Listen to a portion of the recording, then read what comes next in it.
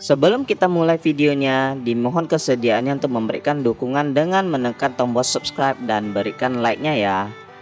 Dukungan Anda sangat berarti bagi kami agar channel ini bisa terus berkembang dan memberitakan firman kebenaran Tuhan, agar nama Tuhan Yesus dimuliakan hingga ke seluruh penjuru dunia. Terima kasih. Amin. Bagaimana kabar saudara hari ini? Lebih luar biasa lagi ya. Saya hari ini melihat banyak loh wajah-wajah yang saya belum kenal sebelumnya. Saya juga belum pernah ketemu ya. Kayaknya baru juga. Atau sudah? Oh baru ya? Yang temennya sudah, yang sampingnya baru. Kita kasih tepuk tangan yuk. Wow. Sampingnya kayaknya juga baru pertama kali juga ya. Wow, welcome. Kita kasih tepuk tangan sekali lagi. Baris kedua saya udah kenal. Baris ketiga kayaknya ibu saya juga udah pernah lihat ya. Tapi mungkin baru ini kali ya. Oh baru juga ya? Baru juga? Kita kasih tepuk tangan aja. Wow. Saya ketemu dengan banyak teman-teman yang baru. Ini juga pasti baru. Aduh kalau di sini tuh saya senangnya itu saudaraku. Kemarin saudara diumumkan ya. Nanti St. Moritz di tanggal 11 kita akan gabungkan ke APL. Bukan digabungkan, sebenarnya reopening saudaraku. APL itu reopening. Kenapa saya tahu bagi saudara yang tinggalnya di sini, khususnya saudara yang pecinta tempat ini, apalagi teman-teman yang sudah memperjuangkan di sini, I know it's not easy. Saya sendiri juga rasanya berat saudaraku. Kenapa? Karena saya tinggal turun. Saya tuh paling senang khotbah di sini. Kenapa? Karena saya kalau khotbah di sini saudara, rumah saya di atas, jadi saya tinggal turun, deket sekali. Jadi bagi saya sendiri tempat ini sangat apa ya? I believe, saya percaya tempat ini sesuatu yang spesial yang Tuhan berikan saudaraku. Cuman saya melihat seperti ini saudaraku, di tempat ini memang apa ya, banyak yang beberapa waktu kita ngobrol, ya ini menjadi satu evaluasi bagi kami. Berapa banyak dari saudara yang ketika mau ke sini agak susah ininya? Aksesnya ya. Aksesnya agak susah saudaraku. Mungkin karena di sini sendiri tidak ada lobby khusus untuk saudara drop off gitu. Jadi saudara harus berhenti di depan, mungkin saudara ketemunya juga susah apalagi kalau mall belum buka. Nah, kita melihat saudaraku kegerakan Tuhan yang Tuhan kerjakan di Soho, Capital. Kegerakan Tuhan yang Tuhan kerjakan di area Podomoro City itu semakin kuat. Berapa banyak dari saudara yang pernah ke sana? Ke Soho? Ibu pernah ya? Sebagian pernah ya dari saudara. Kalau saudara lihat terakhir saudara ke sana, maka saudara akan merasakan sekali tempat itu hampir bisa dikatakan sudah semakin padat sekali saudaraku.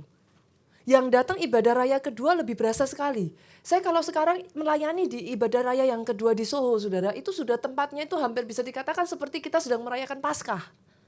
Kita sedang ada event seperti Natal saudara, itu sudah full pack. Ada tempat-tempat yang masih kosong, but not too many gitu. Kita bisa merasakan ada satu apa ya, angin kegerakan Tuhan itu kuat sekali. Tuhan sedang kerjakan di sana. Itu sebabnya kemarin kita ngobrol dengan beberapa tim, kita sempat membahas mengenai hal ini. Kita mengambil keputusan saudaraku. Kita akan reopening APL. Tempatnya jauh lebih besar dari ini. Mungkin ya teman-teman udah pernah ada yang ke APL belum ya? Sudah pernah, ibu sudah pernah sebelumnya ya di APL ya? Itu mungkin sekitar berapa besar ya Bu? 2 kali lipat mungkin ya? Kalau by size saudaraku, APL itu kira-kira 800 meter. By size. Jadi tempatnya sendiri itu mungkin lebih dari 2 kali lipat dari tempat ini. Menampung jauh lebih besar dan secara akses saudaraku, bahkan kalau saya boleh katakan APL dengan Soho Capital, itu secara akses jauh lebih gampang diakses APL. Tim yang ada di sini, kalau saya boleh mengatakan, Pak Budi mungkin sedang berkeliling ya. Saya kalau boleh apresiasi saudaraku, saya melihat Pak Budi dengan tim, itu saya angkat topi. Ini tim-tim yang saya boleh kasih acungan jempol. Kalau saya punya jempol lebih dari 4, saya kasih semuanya saudaraku. Jadi saya melihat ada satu potensi yang besar. Tempat ini saya rasa sangat terbatas. Itu sebabnya kita mengambil satu keputusan saudaraku, kita akan pindah ke APL.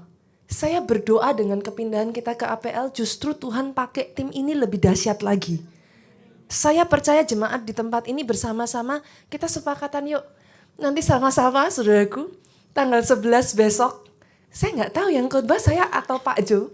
Tapi kalau toh saya nggak khotbah di sana, kalau saya nggak khotbah di Soho, saudaraku, saya nggak tahu saya khotbah di Soho atau enggak. Tapi saya akan mampir deh ke sana, saudara. Kita akan merayakan, kita akan sama-sama bareng-bareng. Itu akan menjadi satu momen yang, dengar baik-baik saudaraku. Saya percaya Tuhan akan bawa tim ini next level. Karena saya melihat dari komposisi timnya, you guys are ready. Kalian sudah siap. Justru dari tim yang dipimpin Pak Budi ini bukan hanya satu Pak Budi, nanti akan jadi 2, jadi 3, akan jadi berkembang lebih dahsyat lagi. Tuhan akan pakai semakin banyak, dan senggol kiri kanan bukan hanya timnya Pak Budi. Coba senggol kiri kanan, saya juga bagiannya. Loh, sungguhan loh saudaraku. Coba senggol kiri kanan. Ini sesama biskota dilarang saling mendahului kayaknya. Pastor, saya baru datang sudah disuruh pelayanan. Oh, sobat senggol kiri kanan. Enggak peduli mau baru datang, enggak mau baru datang saudaraku. Kalau ikut Tuhan tuh enggak ada yang namanya duduk manis. Yang mengerti katakan amin. Ikut Tuhan itu semuanya. Kita sama-sama bekerja di ladang Tuhan. Amin. Kenapa saudara saya katakan demikian? Coba sekarang aja kalau saya boleh ngomong saudara. Ini jiwa barunya semakin banyak loh. Sesama jiwa baru saudaraku, cepat-cepat jangan jadi jiwa baru terus. Loh benar loh saudaraku, I share my heart. Kenapa hari-hari ini jujur saudara, saya merasa overwhelmed. Overwhelmed bukan overwhelmed karena apa saudaraku. Pertumbuhan yang terjadi di gereja kita is very fast. So rapid. Saudara bayangkan dalam satu, bahasa saya semester ya, 6 bulan ini saudaraku. Gereja kita itu sudah mengalami pertambahan jiwa baru itu 1.200 orang saudara. Oh, boleh kita beri tepuk tangan. I speak based on data. Jadi saya nggak hanya ngomong saudaraku. 1.200 tahun lalu saya orang yang based on data saudara. Saya orang yang kalau saya ngomong saya tahu data saya pegang kertas saya. Tahun lalu saudaraku dalam waktu 1 tahun pertumbuhan jiwa kita itu hanya 700. Saudara bisa bayangkan dalam waktu kurang dari setengah tahun saudaraku. Ini sudah mencapai 1.200. Artinya apa? Semakin banyak orang-orang yang haus.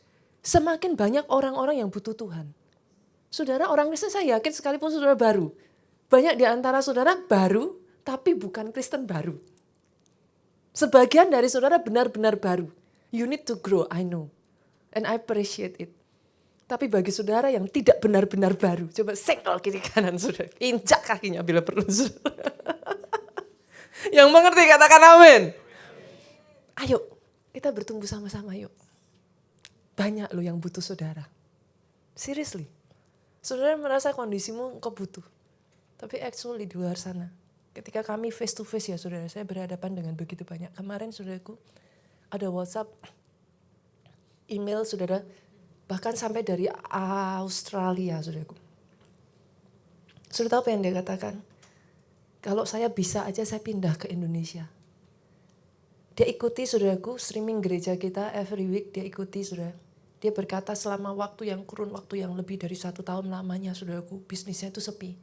Dia bergerak dalam penyewaan venue saudaraku, penyewaan kayak semacam tempat gitu saudaraku.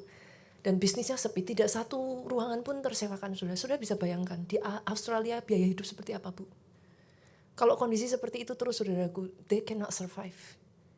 Tapi ketika dia ikuti, dia datang, dia ikuti terus saudaraku, dia ikuti streaming, dia nggak bisa maksudnya bergabung dengan kita, tapi dia terus ikuti streaming gereja kita yang ada saudaraku di internet. Ini yang dia katakan, dia belajar untuk taat saudara. Saudara bisa bayangin, ini bahkan bukan jemaat. Dia ikuti, itu bulan Februari saudara tahu sendiri khotbahnya. Gimana sih orang Kristen kalau sudah bicara tentang benih profetik bu? Halo? Yang namanya orang Kristen Pak, jujur aja saya jadi pendeta Pak. Orang Kristen bisa jadi sangat peka sekali kalau sudah berbicara tentang keuangan saudara. Tapi yang saya takjub saudaraku dan saya bangga saudara dengan teman-teman kita yang baru ini. They do not think that way. Yang mereka tangkap adalah apa yang jadi rema firman Tuhan. Dan ibu ini merasa digerakkan Tuhan, dia berkata Tuhan aku mau belajar menabur. Saudara tahu apa yang terjadi? Gak butuh waktu lama saudaraku, kurang dari 1 minggu. Ini yang dia katakan. Yang aku percaya, aku menabur di tanah yang subur. Saya waktu baca itu saudaraku, saya hampir menangis. She has the faith. Dia punya imannya. Dia bisa tangkap remanya. Ini yang dia katakan, aku menabur di tanah yang subur. Saudara tahu, enggak tunggu waktu sampai 1 minggu saudaraku setelah itu. Dia berkata, venue-nya sampai akhir tahun sudah fully book saudara. happen just like that. Tuhan balikkan tiba-tiba satu demi satu, demi satu, demi satu, demi satu, saudara. Baru saja saya dengar kemarin, saudaraku, kesaksian Miracle Night Service. Seorang bapak dari Surabaya, saudara. Saya sampai takjub. Seorang bapak dari Surabaya datang ke kota Solo, saudaraku, dari hari Senin. Khusus ikut Pondok Daud. Sudah bisa bayangin. Khusus ikut Pondok Daud dari hari Senin setiap jam 9 sampai jam 12 malam. Dia stay di kota Solo, saudaraku. Sudah tahu kenapa? Dia berkata, apa yang disampaikan firman Tuhan di tempat ini, ya dan amin. Saya mengalaminya. Hal yang simpel, saudara. Satu ketika dia dibawa Tuhan, dia lihat, dia ditawarkan satu tanah, saudaraku. Mau enggak tanah ini? Dia bilang mau banget. Tanahnya di pinggir jalan, sangat strategis, bagus sekali. Cuman dia katakan harganya 2,5 M ditawarkan ke dia, saudaraku. Dia katakan 2,5 M mas, saya enggak ada uangnya. Enggak bisa. Saya enggak bisa beli. Tapi dia terus dengarkan streaming gereja kita, saudaraku. Dia dengarkan YouTube. Dia tangkap setiap rema firman Tuhan. Dia perkatakan itu di dalam hidupnya. Kalau memang ini yang Tuhan berikan atas hidupku, ini milikku. Dia klaim itu, saudaraku. Dia pakai perkataan profetik, saudara. Saudara tahu nggak berapa lama kemudian ditawarkan 2,5 M, dia reject, dia tolak. Nggak punya uangnya. Nggak berapa lama kemudian, saudaraku, orang yang sama datangin dia lagi. Sekian bulan kemudian. Ditanyain lagi, kamu masih tertarik nggak sama tanahnya ini? Ya tertarik tanahnya, nggak tertarik harganya, katanya. Habisnya nggak bisa. Terus orangnya tanya, lah kamu kalau tertarik tanahnya ya sudahlah, kamu kasih penawaran. Sudah tahu dia tawar berapa? Saya pikir nih orang luar biasa juga ya. Saya pikir kalau saudara dikasih harga 2,5 Pak, kira-kira Pak, tawar berapa Pak? 2 M ya? 2 M, 2 M saudara pikir itu sudah murah lah ya? Kalau ditawar 1,5 gimana sudah? Gak dikasih kata bapak ini. Kalau ditawar 1,5 kita udah ngerasa kayak gimana sih sudah? Ini kayaknya keterlaluan deh. Sudah tahu dia tawar berapa? Dia tawar 900 juta. Saya tuh waktu dengar dia kesaksian saudara. Saya tuh hampir apa sih? Kalau orang Jawa muncrat sudah apa sih? Saya tuh ketawa sampai. Saya tuh mikir, wah ini keterlaluan juga nih kalau saya jadi ownernya juga forget it. Tahu gak saudaraku? Dia tawar 900 juta. Berapa hari kemudian dikabarin, deal. Saya yang dengerin aja saudara. Saya yang melongo saudaraku. Wow, that's because of his faith. Itu imannya dia saudara. Deal bukan hanya deal saudaraku. Tuhan berkati dia. Bersamaan dengan itu Tuhan berkati dia saudaraku. Dia bangun tempat itu 1.600 meter. Dia katakan kalau dikali 3 juta per meternya aja saudara. Itu sudah berapa sudah? 4,8 M. Tapi saudara tahu. Alih-alih 4,8 M untuk membangun itu. Nggak nyampe 2 M. Tuhan pertemukan dengan orang yang tepat. Dibangun tempat itu. Jadi tadinya 2,5 M hanya dapat tanah. Ini selisih sedikit. Selisih cuma 3,8 M saudaraku, itu bukan hanya dapat tanahnya. Hampir 4 M selisih sedikit sudah terbangun 1.603 lantai saudara. Wow. Yang Tuhan kerjakan hari-hari ini saudaraku. Saya ingin mengatakan ini kepada saudara. Kalau saudara ada di tempat ini. Not because I'm the pastor. Saya sebagai hamba Tuhan di sini pun saudaraku, saya berkata, I am blessed. Saya diberkati, saya ada tertanam di gereja ini. Saya ada di sini sejak dari saya seperti saudara, bahkan mungkin sangat kecil saudaraku. Saya bergabung gereja ini di kota Solo ketika saya usia sekitar 12 tahun, saudara, 11-12 tahun. I'm just like you. Saya sama seperti saudara, duduk seperti saudara. Saya masih kecil saudara. Saya ingat pertama kalinya saya deketin Pak Ubaja. Saya tuh kalau lihat Pak Ubaja saya ngomong gini saudaraku. Tuhan tuh ya selalu ajaib. Saya tuh ngomong gini, kayaknya nyenengin ya. Punya papa kayak Pak Ubaja. Yang saya nggak tahu saudaraku, saya diketemukan anaknya, jadi benar-benar jadi papa saya saudara. jadi dari jemaat biasa saudaraku, sampai akhirnya dapat anaknya pendetanya, sekarang jadi pendeta bukan karena anaknya pendetanya, tapi karena saya berhutang segalanya dalam hidup saya buat Tuhan saya. Khotbah selama 1 bulan ini saudaraku, yang saya lihat, tangkap ini. Di gereja kita, firman Tuhan itu gak hanya satu, saudara, satu aspek. Di gereja kita, firman itu mencakup banyak aspek. Why? So that as Christian, sebagai orang Kristen, saudara itu jadi orang Kristen yang sungguh-sungguh rencana Tuhan digenapi utuh, saudara. Total restoration. Tuhan itu tertarik dengan total restoration. He is interested in your well-being. Dia bukan Tuhan yang hanya care masalah roh kita. Orang Kristen itu bukan yang ngambang tuh loh, saudara. Coba dilihat, masih napak tanah saudaraku. Bukan kakinya ngambang, enggak. Tuhan kita tertarik bahkan soal kehidupanmu. Tapi 1 bulan ini saudaraku, saya ingin katakan kepada saudara, Tuhan kita tertarik jiwamu. Kita sudah belajar sejak dari awal, dari bulan ini saudara. Kalau tubuh bisa luka, memangnya jiwamu gak bisa luka. Kalau kau simpan luka itu terus, apa yang terjadi Pak? Pahit loh Pak. Orang yang kalau sudah pahit ya Bu, hatinya pahit ya. Memang gak kelihatan, lukanya gak kelihatan. Kalau dilihat begini, baik-baik saja. Kalau ketemu Shalom, orang Kristen itu saya pernah cerita saudaraku, lucu. Punya mode tertentu saudara, punya tombol tertentu. Saya pernah cerita gak ya? Oh kayaknya di sana ya, Soho ya saya cerita saudaraku. Saya tuh ketemu sepasang suami istri saudara.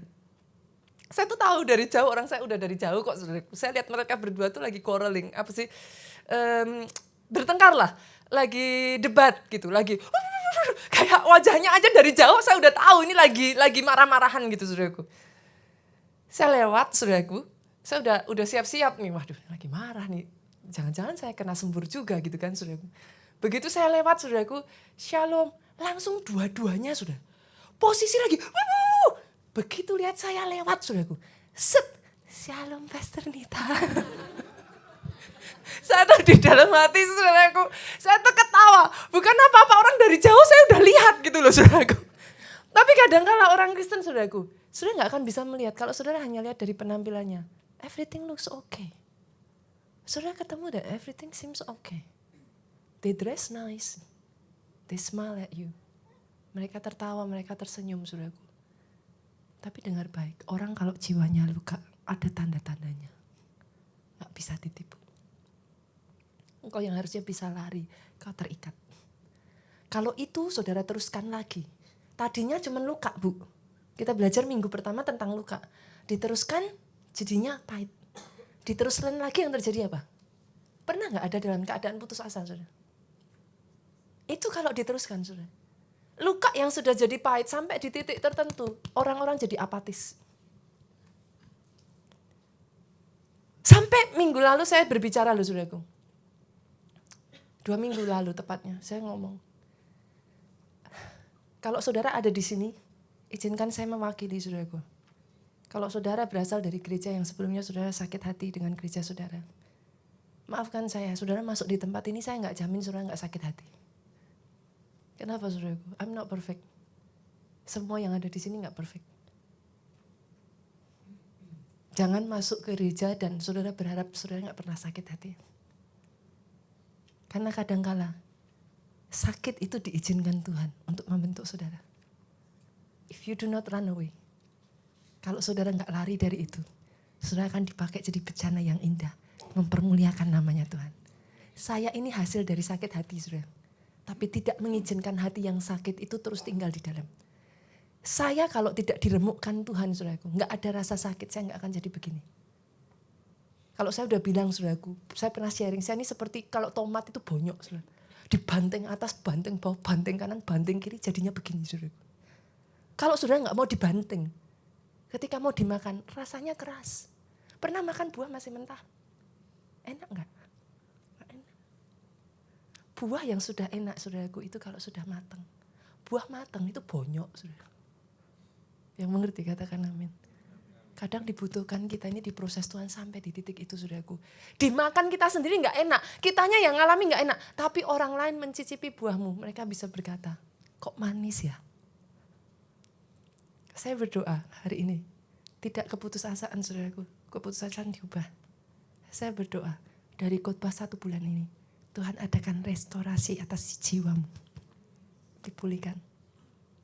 Karena kalau saudara terus lanjutkan saudaraku, minggu ini saya akan menyampaikan satu firman Tuhan saudara yang saya yakin saudaraku, semua kita pasti pernah mengalami. Saya akan berbicara tentang loneliness. how to overcome loneliness. Di sini ada yang nggak pernah kesepian? Ada? Nggak pernah kesepian? Saya aja nggak pernah, saya nggak berani angkat tangan loh saudaraku. Setiap dari kita pasti pernah kesepian, nggak mungkin enggak. Yang ingin saya katakan di sini saudaraku, sebelum kita nanti masuk bagaimana sih cara kita bisa overcome loneliness, saya ingin mengajak saudara mengerti dulu. Bedakan antara kesepian Pak dengan sendirian. Saya ulang ya. Kesendirian itu adalah state of body saudaraku. Sendirian itu keberadaan di mana memang secara tubuh tidak ada orang lain bersama kita. Yang mengerti katakan amin. Ketika saudara sendirian, ya memang secara tubuh ini saudara sedang sendiri. Saudara tidak bersama dengan orang lain, itu sendirian. Tapi kesepian itu state of mind, saudaraku. Kesepian itu satu kondisi jiwa, perasaan di mana saudara itu merasa terisolasi dari orang di sekelilingmu.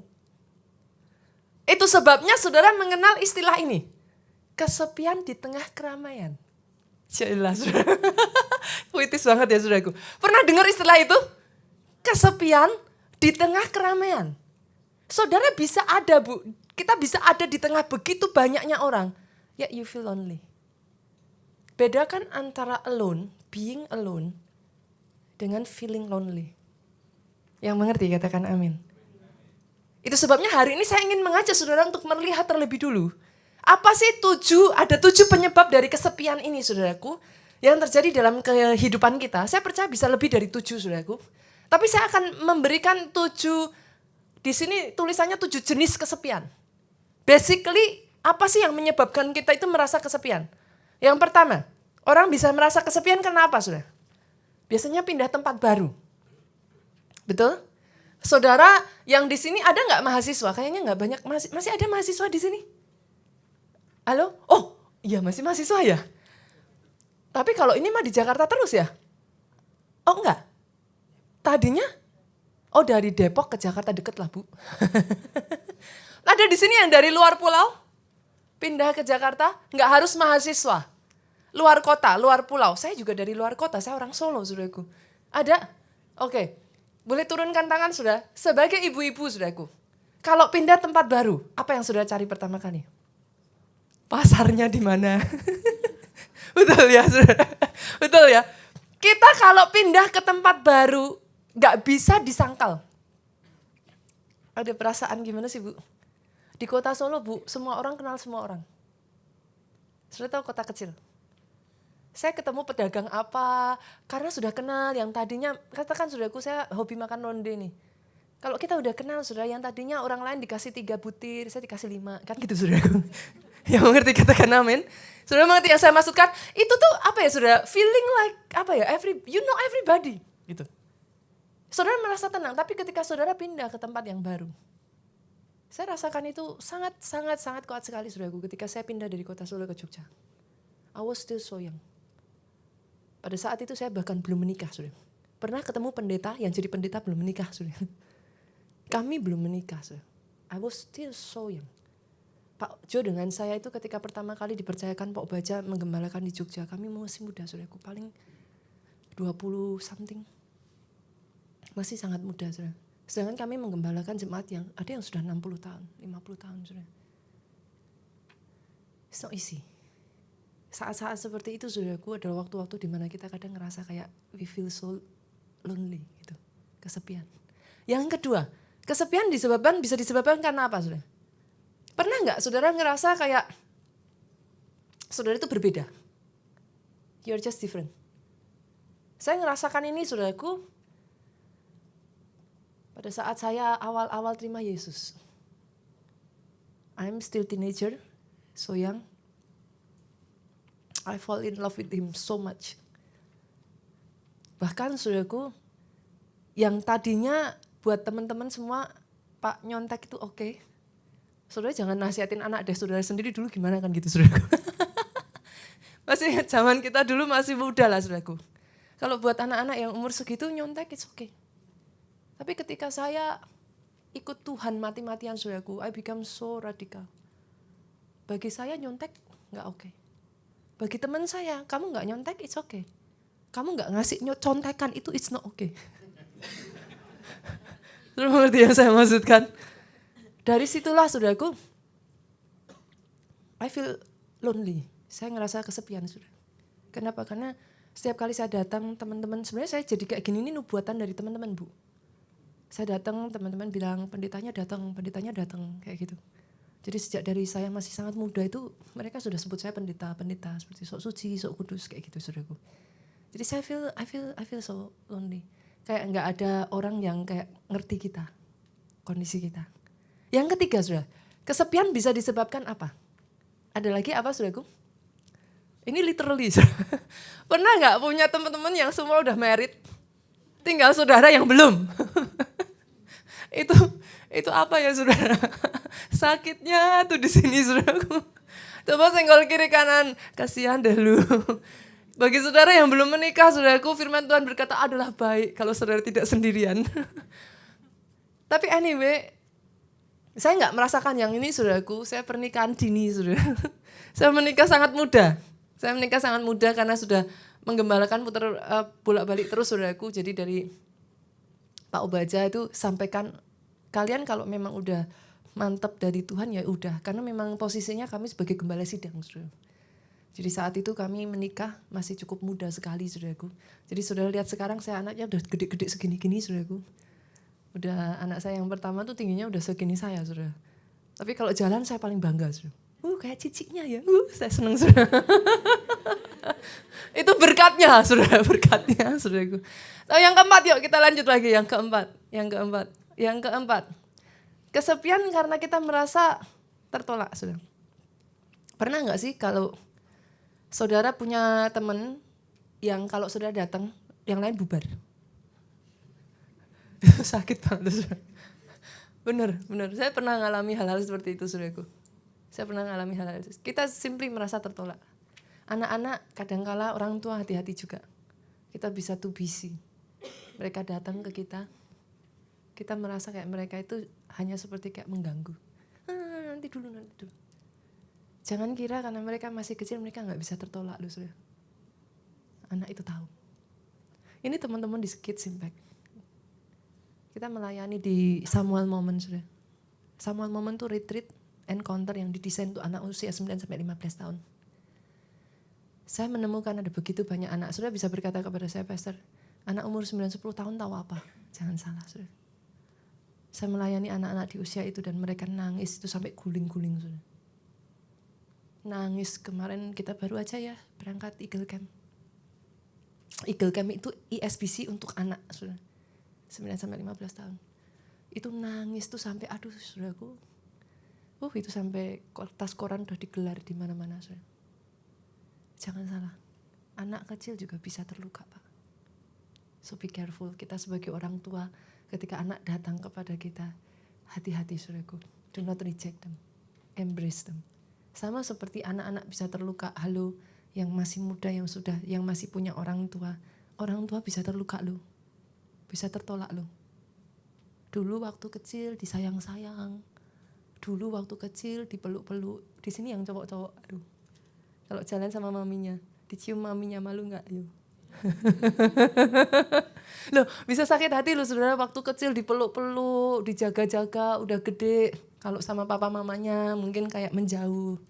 Kadangkala saudaraku kita yang tanpa saya pun menyadari saudaraku. Saya ngomong kayak gini, saya cerita kepada saudara seperti ini. That's based on my own experience. Kadangkala kita setelah dewasa saudara kita becoming too busy. Sibuk sekali.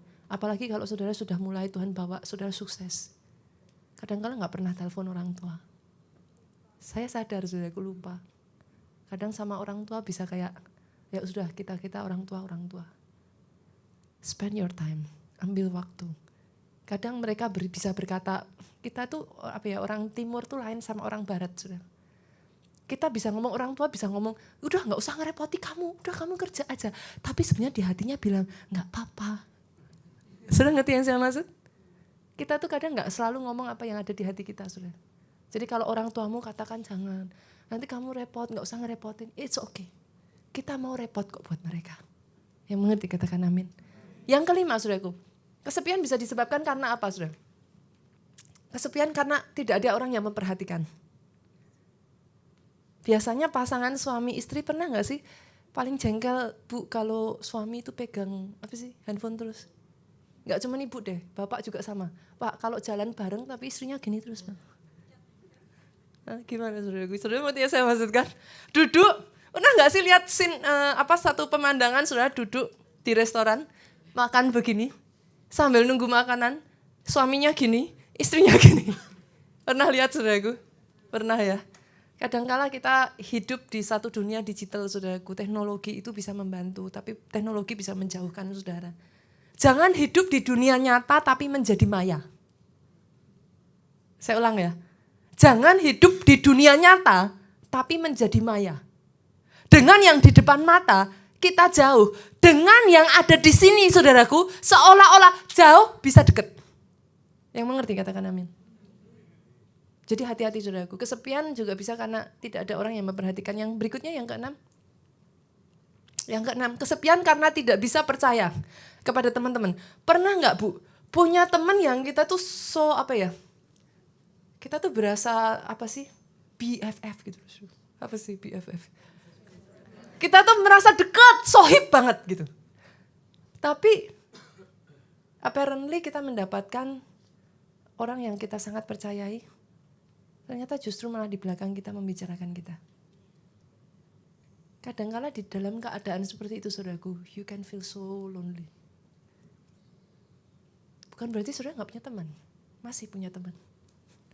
But you can feel so lonely just because of it. Yang ketujuh saudara, yang terakhir. Yang ketujuh, ini literally lah saudara pasti itu. Saudara merasa kesepian karena ditinggal orang yang saudara kasih. Orang bisa berkata saudaraku, mungkin kalau saya pernah ngalami ini saudara, jadi saya rasa saya bisa ngomong saudara. Orang bisa berkata, waktu menyembuhkan. Kalau saya boleh ngomong, waktu hanya membantu saudara. Kalau ditanya setelah waktu berjalan pun masih kangen gak? Pasti. Gak bisa. Saudara. Waktu tidak pernah bisa menyembuhkan. It will only help. Secara kita literally saudaraku, ditinggal orang yang paling kita kasih pasti saudara. Itu adalah satu pukulan tersendiri dalam kehidupan kita. Nah 7 hal tadi saudara, apa yang ingin saya sampaikan saudaraku adalah 7 penyebab saudara. Itu yang membuat kita bisa kesepian. Saya nggak tahu saudara yang mana, apakah saudara merasa seperti itu. Bisa jadi saat ini saudara merasakan lebih dari 1, bisa 2, bisa 3, bisa 4, bisa semuanya, saya nggak tahu. Sekarang yang ingin saya sampaikan kepada saudara, kita fokuskan saudaraku, how to overcome it. Kalau saudara merasakan salah satu dari kesepian ini, bagaimana kita mengatasinya? Karena ini satu perasaan yang real saudara. Saudara mau berusaha singkir-singkirkan tetap ada. Dan berapa banyak saudaraku perasaan yang satu inilah yang sudah menghancurkan kehidupan banyak orang. Sampai di titik tertentu saudaraku perasaan yang satu ini sangat merusak sekali. Nanti saya akan bicarakan lebih lanjut saudara. Tapi apa yang saya maksudkan, how can we overcome it? Bagaimana kita bisa mengalahkan perasaan ini? Yang pertama saudaraku, kunci yang pertama, ubah kesepianmu menjadi satu dorongan untuk engkau dekat dengan Tuhan, intim dengan Tuhan. Saudara sadar nggak sebenarnya dulu waktu saya ngalami saudaraku, saya nggak pernah berpikir seperti ini. But now I start to realize it. Sesungguhnya Tuhan pakai rasa kesepian itu sebagai satu signal saudaraku. Karena Tuhan cari saudara. Saya ulangi saudara. Sadarilah bahwa rasa kesepian itu adalah satu titik momen yang baik untuk saudara berlari kepada Tuhan. Cari Tuhan. Di saat dimana saudara ngerasa gak ada satu orang pun yang kenal saudara, semua orang itu asing. Saudara seperti kayak sendirian, gak punya siapa-siapa. Jadikan dia satu-satunya sahabat dalam hidupmu. Datang lari sama Tuhan. Di saat dimana saudara merasa seperti itu, that's the best moment, trust me. Percaya saya, saudaraku. Itu waktu yang terbaik di mana saudara datang kepada Tuhan, just get close to Him. He can be your best friend. Di saat di mana saudara merasa gak ada orang yang kenal saudara, gak ada orang yang mengerti saudara. Semua perasaan yang saya sebutkan 7 tadi saudaraku, saya boleh katakan, saya alami itu di saat saya remaja. Saudara. Saya pernah cerita ya kalau gak salah yang terakhir saya di sini ya. How I lose my best friend. Bagaimana saya kehilangan teman baik saya. Bagaimana saya kehilangan ya semuanya lah saudaraku. Saya merasa saya seperti kayak saya sangat kesepian. Saya boleh katakan ini saudaraku, definitely kalau saat itu saya tidak kehilangan sahabat dekat saya, going to church is not a choice for me. Gimana sih anak-anak masih muda-muda kumpul saudaraku setiap hari Minggu. Disuruh kids impact, bye-bye saudara. Gak mau, gak menarik. Lebih menarik kita kumpul dengan sahabat-sahabat kita ngobrol dengan teman-teman kita. Tapi justru karena di saat itu Bu, saya diizinkan Tuhan, saya kehilangan best friend saya.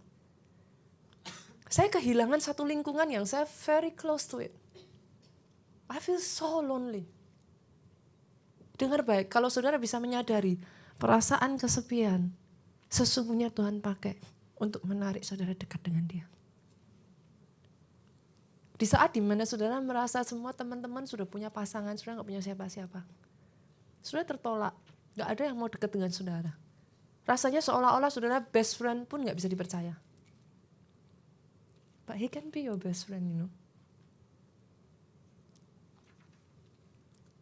Saya rasa saudaraku, ini yang dirasakan Daud. Pastor, gimana pastor tahu kalau itu yang dirasakan Daud? Literally loh saudara. Dari 7 anak, Daud itu gak dipanggil loh. Saudara di sini kira-kira kalau jadi anak, Pak, kalau jadi anak, semuanya ditawarin loh jadi raja. Samuel datang, ini bukan kontes, sekedar kontes biasa loh Bu. Ini milih raja loh. Menurut saudara, di kontes pemilihan raja, kalau bisa apa enggak semua anak dimajukan saudara? Ini ada satu yang disembunyiin loh. Saudara kalau jadi Daud, enggak butuh nubuatan saudaraku. Enggak butuh suara Tuhan untuk saudara mengerti kira-kira loh. Kalau jadi Daud, what do you feel? Saudara akan merasa sangat tertolak loh saudaraku. Sampai di titik Samuel itu harus bertanya loh saudara. Masih ada lagi enggak anakmu yang lain? Loh itu apa enggak keterlaluan saudara? Sudah dipilih semuanya enggak ada saudaraku. Sampai Samuel tanya, masih ada enggak satu lagi yang lain? Karena Samuel merasa Tuhan suruh dia dari anak Isai, salah satu anak Isai akan jadi raja saudara. Dan dalam hal ini, Samuel tidak pernah melakukan kesalahan sebelumnya.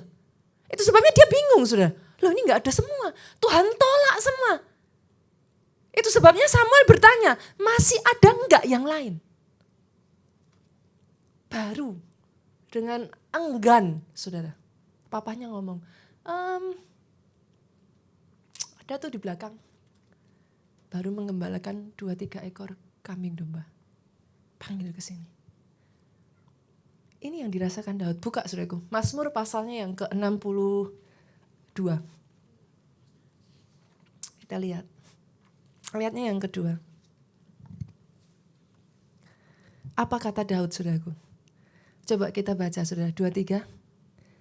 Hanya dekat apa? Allah saja. Aku tenang, daripadanya lah keselamatanku. Saudara buka satu ayat lagi dan saudara akan melihat dan saudara tahu perasaan Daud. Mazmur 27 ayat 10. Yuk sama-sama kita baca 23. Sekalipun ayahku dan ibuku meninggalkan aku. Dalam hal ini, Daud tidak hanya merasa ditolak ayahnya, dia ditolak ibunya, saudaraku. Saya pernah ada di dalam perasaan yang mirip dengan Daud, tapi tidak seperti Daud. Karena orang tua saya mengasihi saya, saudaraku. Tapi saya pernah ada di dalam perasaan seperti Daud ini. Saudara pikir saya berusaha menghidupi kisah Daud ini, saudaraku. Saudara pikir kenapa Daud begitu mengasihi 2-3 ekor dombanya, saudara? Apa begitu bertanggung jawabnya Daud, saudara?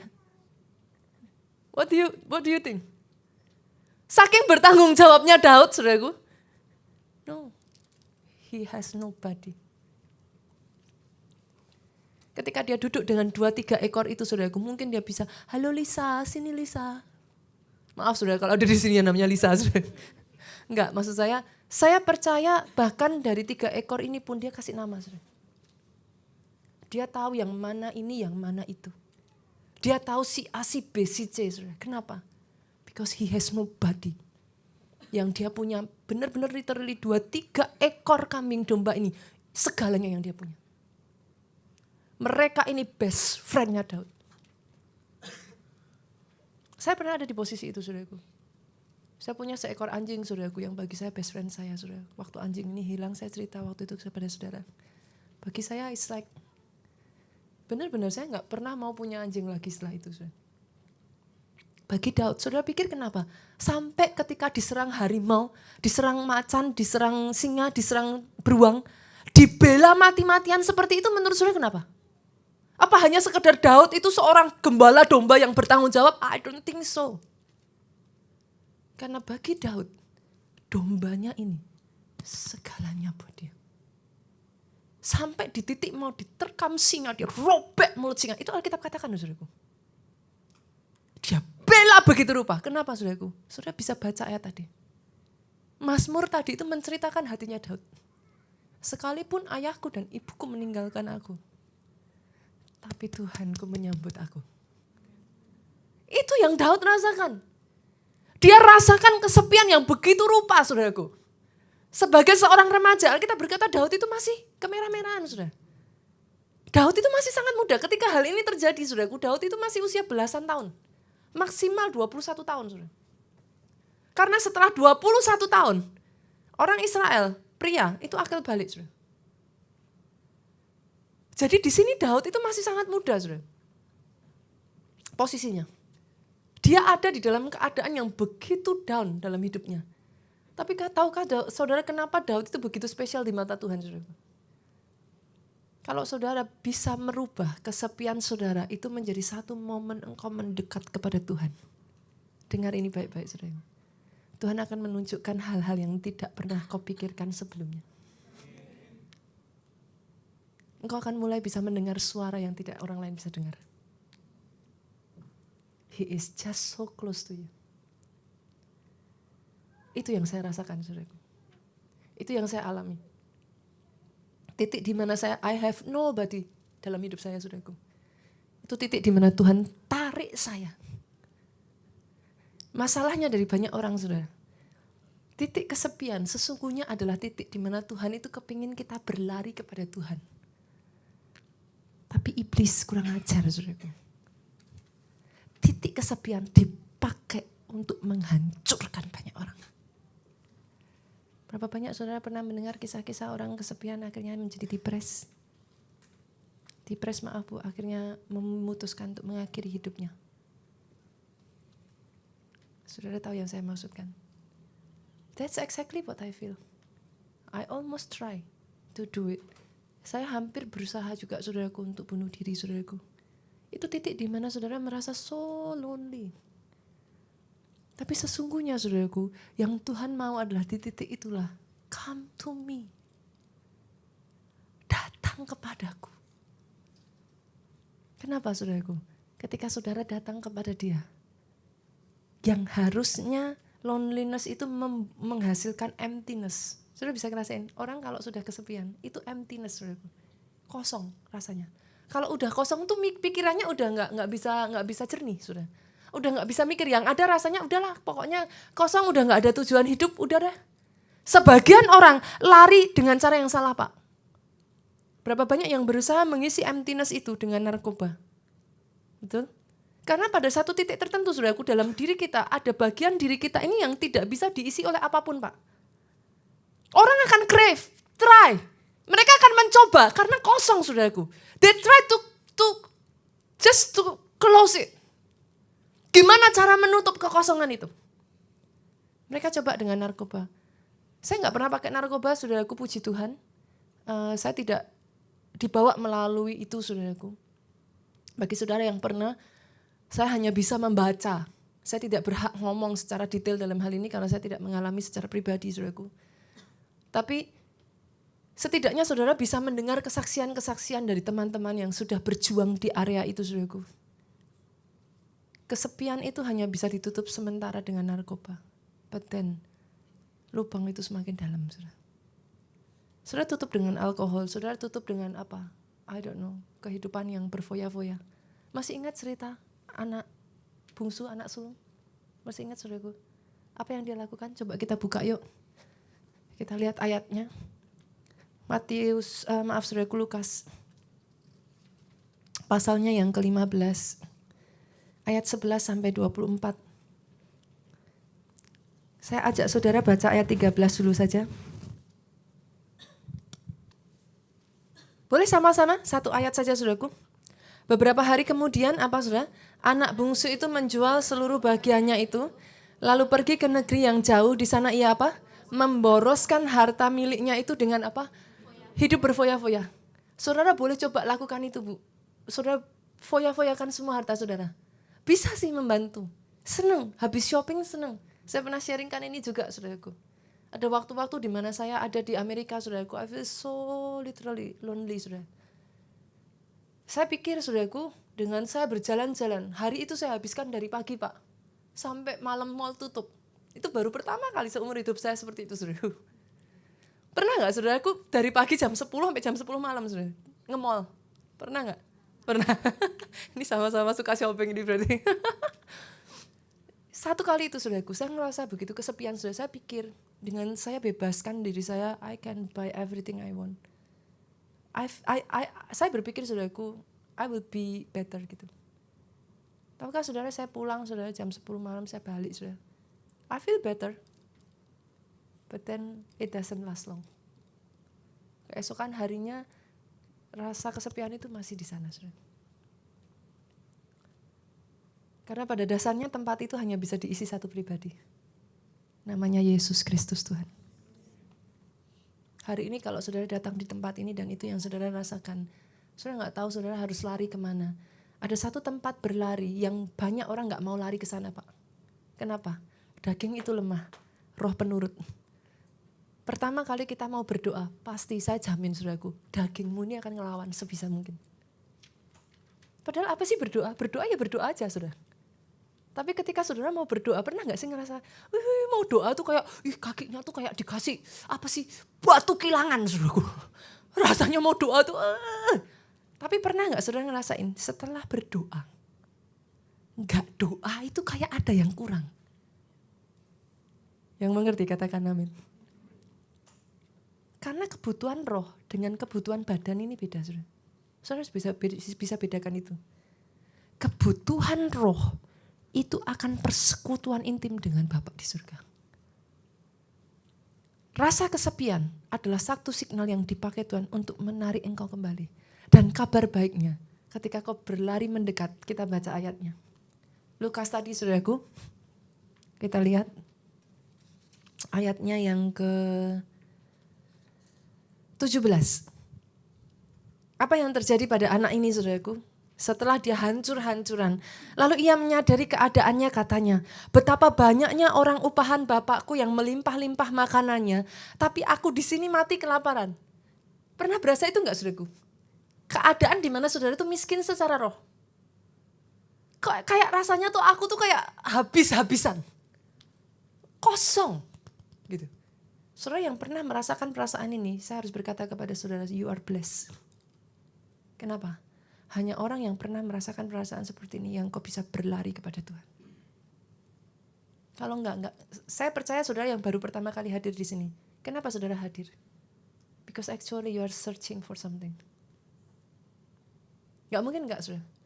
Saudara yang mendengarkan khotbah-khotbah di gereja kita dan karena itu saudara datang di sini, saya hanya bisa mengatakan satu hal ini. Artinya saudara haus dan lapar. You are looking for something. That's why you come. Gak mungkin enggak. Dan saya berdoa ketika saudara datang hari ini, saudara menemukan satu pribadi. Pribadi yang sudah mengubahkan hidup saya. Namanya Yesus. Karena gak ada pribadi lain saudaraku yang bisa mengisi. Anak bungsu ini, dia merasakan kekosongan ini. Tapi coba kita lihat ayat 20-nya saudaraku. Ayat 20-nya.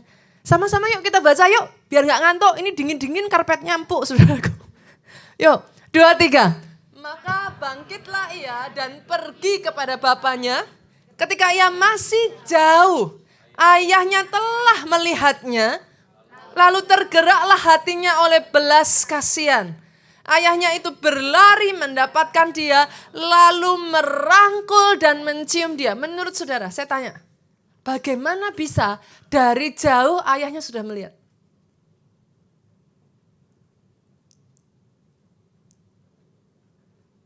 Emangnya ayahnya pengangguran, saudara? Nggak kerja, kaya loh ini, saudara. Ini bukan orang miskin loh. Dia pengusaha loh. Nanti dari ayat selanjutnya saya akan ceritakan kepada saudara kenapa saya katakan demikian. Tapi bagaimana bisa dari jauh ayahnya melihat dia? Saudara tahu itu hati Bapak di surga, saudara. Saya yakin every single day sejak dari anak itu pergi dari rumah, saudara. Ada waktu tertentu di mana Papa itu akan datang di situ. Dia mencari anaknya. Kalau enggak mungkin. Papahnya dengan sengaja dia ada di satu tempat di mana dia bisa melihat kalau ada orang yang datang dari jauh. Dan Alkitab mencatat dari jauh papanya melihat dia. Dia rangkul anaknya. Anaknya yang datang saudaraku, tapi papahnya yang berlari mendekat. Itu Tuhanmu, saudara. Jangan heran ketika satu langkah kau datang. Oh, Tuhan itu menghujani saudara dengan segalanya. Saya menemukan di gereja kita ini ya saudaraku ya. Saudara boleh percaya boleh enggak ya. Mujizat yang terjadi pada jiwa baru. Itu banyaknya minta ampun saudara. Kadang saya bertanya-tanya, kenapa ya Tuhan? Justru terjadi banyak sekali kepada jiwa-jiwa baru. Saya menyadari saudaraku. Ketika saudara berlari mendekat. Kita lihat apa yang Bapak itu lakukan. Ayat 21 saudara. Yuk sama-sama baca yuk. Kata anak itu kepadanya, Bapak, aku telah berdosa terhadap surga dan terhadap Bapak. Aku tidak layak lagi disebut anak Bapak. Apa kata ayahnya saudaraku? Tapi ayah itu berkata kepada hamba-hambanya apa? Lekaslah bawa kemari jubah yang terbaik. Berikutnya apa? Pakaikan itu kepadanya. Kenakan cincin pada jarinya. Sepatu pada kakinya. Berikutnya apa saudaraku? Ambillah anak lembu tambun itu. Sembelilah dia. Marilah kita makan dan bersuka cita. Satu langkah kau maju. Mendekat kepada dia saudaraku. Dia berikan segalanya buat engkau. Itu hatinya Bapak saudara. Itu kerinduannya Bapak. Saudara tahu cincin itu bicara tentang apa? Di zaman dulu kalau saudara sering lihat TV apa namanya? Film-film saudaraku, kalau raja mau mengesahkan dokumen pakai apa saudara? Cincin. Dicap dengan cincinnya. Cincin itu lambang apa saudara? Lambang jati diri saudara. Dari cincin itu orang sudah tahu, ini klan apa. Mereka sudah bisa melihat saudaraku. Pada saat kau kembali kepada Tuhan, yang pertama Tuhan akan pulihkan jubah saudara. Jubah itu apa? Glory, kuasa yang sudah hilang dari hidup saudara, itu dipulihkan. Jangan heran ketika saudara berbalik kepada Tuhan, mujizat itu cepat terjadinya. Saudara. Because actually it belongs to you. Itu memang milikmu. Engkau aja yang gak sadar itu dicuri. Dan dicuri masih terima lagi saudaraku. Kan saya suka marahnya sama orang Kristen itu. Dicuri, tapi merasa wajar kecurian. Yang mengerti katakan amin. Itu sebabnya kalau kecurian ambil balik saudara. Rebut bila perlu, paksa. Memangnya diambil dia mau kasih begitu aja? Enak aja. Dia gak akan berusaha mempertahankan terus. Tendang bila perlu saudaraku. Sampai dilepas. Kenapa? Itu milikmu. Jangan izinkan itu terus dicuri. Yang pertama Tuhan pulihkan ketika kau datang kepada dia. Jubah dia berikan. Setelah itu dia berikan cincinnya saudara. Artinya apa? You belong to him. Saudara ini klannya Tuhan, saudara ini miliknya Tuhan. He own you. Tapi berikutnya kasut saudaraku. Dia pulihkan. Engkau bisa berjalan dan tidak menjadi lelah. Engkau bisa berlari dan engkau tidak menjadi lemah. Engkau terus terbang, naik terbang seperti bagai pada burung Raja Wali. Saudara. Itu yang Tuhan akan kerjakan. Artinya apa? Dimampukan menyelesaikan tugasmu sampai akhir. 40 tahun bangsa Israel berputar-putar di padang gurun saudara. Alkitab mencatat apa? tidak menjadi usang kasutnya. Penyertaan Tuhan akan ada atas kehidupanmu, dimampukan menyelesaikan sampai akhir. Tapi lebih daripada itu apa yang dia lakukan saudaraku? Lembu tambun. Sacrificial. Pengorbanan. Tuhan berikan yang paling berharga saudaraku apa? Keselamatan atas kehidupan saudara. Saya berdoa ketika saudara datang kembali kepada Tuhan. Kalau ada di sini, saudara sudah lama meninggalkan Tuhan. Come back to Him. Kembali kepada Dia. Dia berikan segalanya dalam hidup saudara. Yang kedua saudaraku, boleh saya undang pemain musik maju ke depan. Yang kedua saudara, I almost finish. Yang kedua, kalau saudara ada di dalam kesepian, keadaan kesepian, bagaimana saudara bisa overcome ini? Jangan pasif saudara. Banyak orang sudah ada di dalam keadaan kesepian terus mengisolasi diri sendiri. Tadinya hanya perasaan, sekarang karena dia merasa seperti itu, tindakannya, actionnya dia isolasi dirinya dari orang di sekelilingnya. Gak mau kumpul sama siapa-siapa, gak mau berteman dengan siapa-siapa, menjauhi keluarga. Pernah melihat seperti itu? Pernah ngalami seperti itu saudaraku? Yang lain kumpul-kumpul, saudara tinggal aja di kamar, saudara gak mau ketemu siapapun. Yang kedua saudara, jangan izinkan iblis membawa tipu dayanya lebih masuk lagi saudara. Ketika dia berhasil isolasi engkau saudaraku, di titik inilah, orang yang mau bunuh diri sungguhan saudaraku sebenarnya bukan hanya orang yang hanya berkata, aku mau bunuh diri lo, aku mau bunuh diri lo. Justru orang yang gak ngomong apa-apa, diem, itu justru yang paling berbahaya saudara. Kan gak ada orang yang tahu. Tiba-tiba saja sudah langsung action saudara. Seringkali tidak selalu saudaraku, orang yang berkata aku mau bunuh diri lo. Nih bunuh diri lo, beneran lo. Akhirnya gak jadi saudara. Tapi orang yang diem, gak ngomong siapa-siapa, sudah tiba-tiba saja saudara. Doa saya hari ini kalau ada di sini saudaraku, atau bagi saudara yang mendengarkan YouTube ataupun saudara mendengarkan streaming gereja kita ini, saya berdoa saudara, sungguh-sungguh saya berdoa. Di dalam nama Tuhan Yesus itu di-cancel. Kenapa? Itu tipu daya terbesar iblis saudaraku. When you kill yourself, the plan of God finish. Selesai sampai di situ saudara. Bahkan di titik terberat dari masalahmu saudaraku, that's not the end. Itu bukan akhirnya. Kenapa? Karena selalu bisa terbit terang setelah badai, pelangi setelah hujan saudaraku.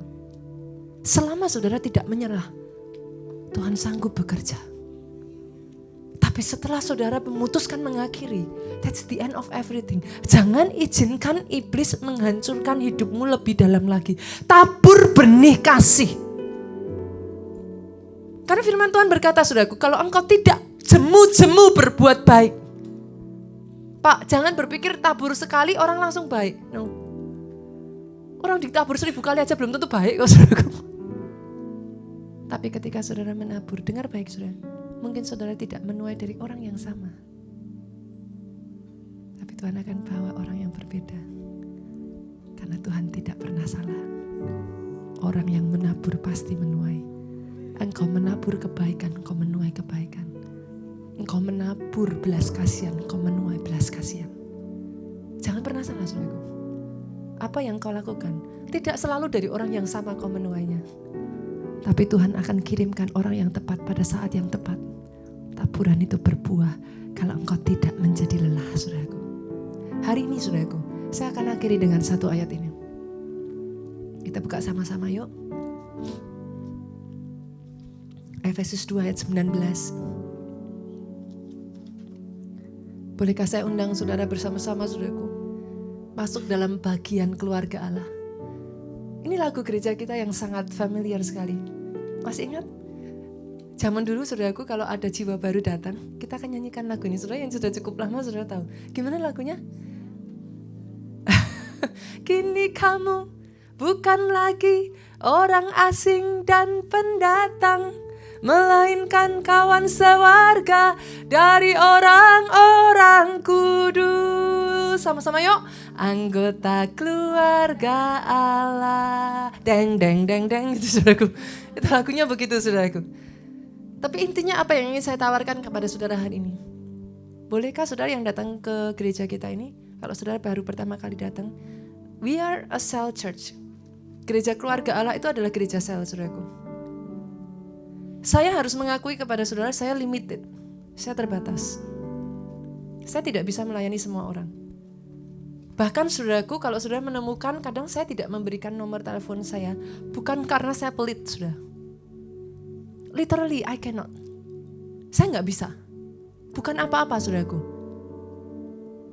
Untuk pelayanan butuh waktu, saudara.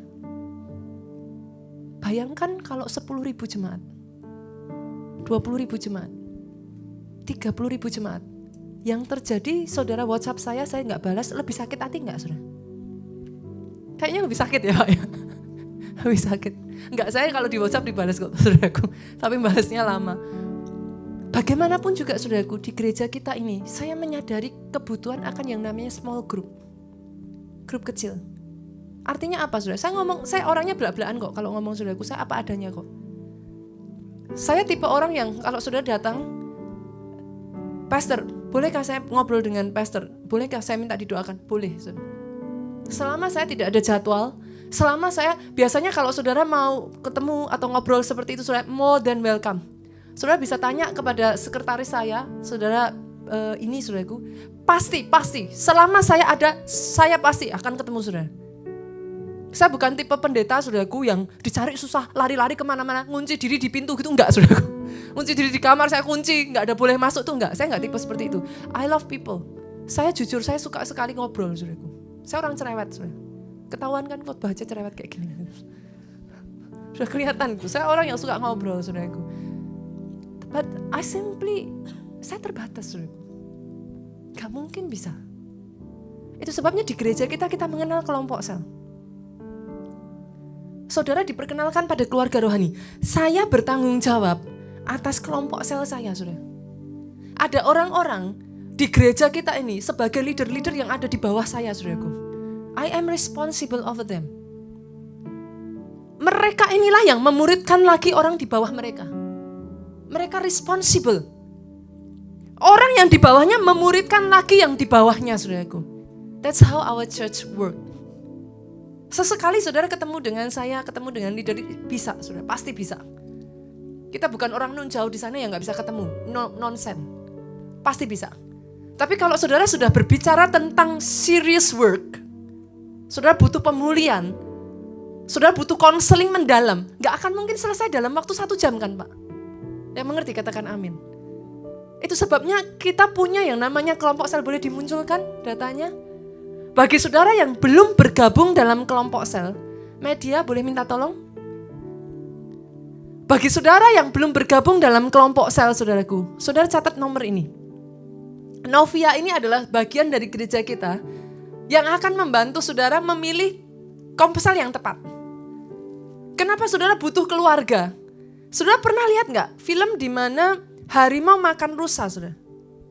Pernah lihat gak? Harimau terkam rusa. Jarang saya melihat, saudaraku, harimau itu terkam rusa yang berkelompok, saudara. Dia akan carinya yang sendirian. Betul? Semakin sendirian saudara itu makanan empuk. Seriously.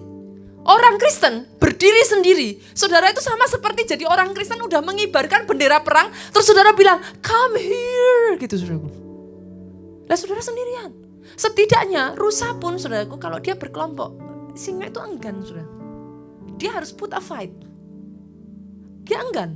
Apalagi kalau rusanya ngelawan. Teman-temannya bersama-sama melawan saudaraku. Itu singanya juga lari anyway. Saudara mati yang saya maksudkan. Itu sebabnya, pastikan kalau saudara jadi orang Kristen jangan sendirian. Please. Di gereja kita ini, saya tuh bukan gini saudara, bagi saya bukan masalah saudara keluar dari gereja ini atau tidak, bukan. Saya tuh yang paling sedih saudaraku, kalau rencana Tuhan belum digenapi, tapi saudara sudah menyerah di tengah jalan. Itu membuat saya paling sedih. Saya paling senang saudaraku melihat orang-orang yang baru bertumbuh, ketemu Tuhan, kenal Tuhan. That's why I become a pastor. Bagi saya itu sukacita saya. Saya sudah terbayar dengan itu, sudah. Seriously. Kemarin saya pulang ke Solo, saya jumpa saudaraku dengan anak-anak rohani saya ketika saya masih SMP, SMA saudaraku. Mereka melayani Tuhan, sekarang menjadi leader di sana. Mereka ketemu saya, mereka jabat tangan saya dan mereka bilang, Pastor Nita masih ingat gak saya? Saya akan ngomong sama mereka, how can I forget you? Saya besarkan mereka sejak mereka kecil saudaraku. Melihat mereka lagi saudaraku dalam kondisi mereka sudah bertumbuh menjadi seorang leader. That's my joy. Tapi kadang-kala dalam gereja saya tahu, gereja itu nggak selalu semuanya malaikat saudaraku. It's normal kalau saudara kecewa, bahkan kecewa dengan saya. I can understand it. It's okay. To get disappointed is okay. But just don't give up. Just don't give up. Keep on moving. Kenapa? Karena ada rencana Tuhan yang besar atas kehidupan saudara. Berdoa di gereja mana saudara ditanamkan.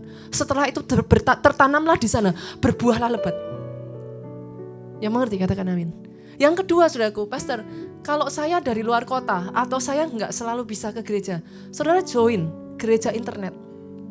Gereja internet ini bukan excuse untuk saudara nggak ke gereja. Yang mengerti katakan amin. Nonton streaming online bukan alasan saudara nggak datang ibadah. Yang mengerti katakan amin. No, satu ketika saudara pergi jauh, saudara nggak bisa datang ke gereja, saudara bisa join gereja internet. Tapi jangan hanya karena malas gak ke gereja, saudara nonton streaming. Saudara rugi besar. Yang mengerti katakan amin. Karena ada berkat keluarga rohani. Di dalam gereja bukan hanya sekedar dengar khotbah. Yang mengerti katakan amin sekali lagi. Yang ketiga, Pastor, kalau saya butuh untuk konseling, butuh dilayani. How? Call center gereja kita itu 24 jam, saudara. Catat nomornya. 0899 789 5000, gampang kok nomornya. Jadi anytime di gereja kita ini, saudara dari kota manapun, Pastor ada yang meninggal, saya butuh dilayani, kontak call center. Loh, kok call center semua call? Iya call center nggak apa-apa. Nanti saudara akan didirect. Dari call center akan kontak kotanya saudaraku. Kalau itu di Jakarta, saudara di Jakarta, call center akan kontak kita, pasti nggak akan luput saudara. Dia akan kontak kita di Jakarta, dia akan ngomong, so and so nomor ini, bisa minta tolong dilayani. Nanti dari gereja kita akan membantu, saudara.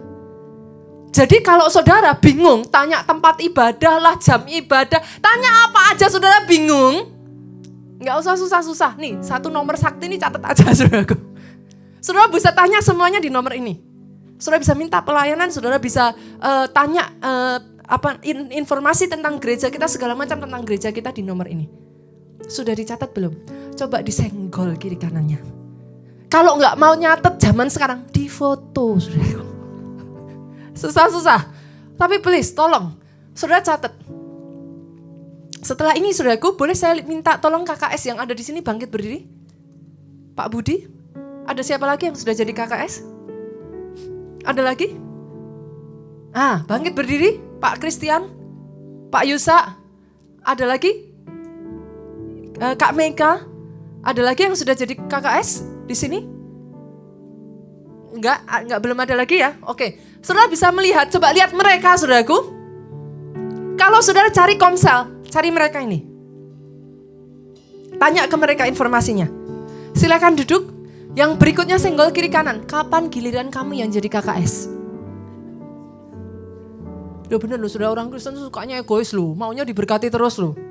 Jangan gitu please. Ini Tuhan itu besar saudara. Tuhan ini sedang cari banyak orang. Ini adalah hari terakhir saudaraku. We are blessed. Kalau saudara gak bangkit, mereka mau lari ke siapa? Saya seperti ini saudaraku karena ada orang yang mau mengorbankan waktu mendidik saya. Tolong jadi orang yang mau berkorban waktu untuk mendidik orang lain. Saya tahu Jakarta ini sibuk. But that's not an excuse. Di mana ada kemauan, di situ ada jalan. Saya berdoa dari tempat ini Pak Budi, akan muncul KKS handal.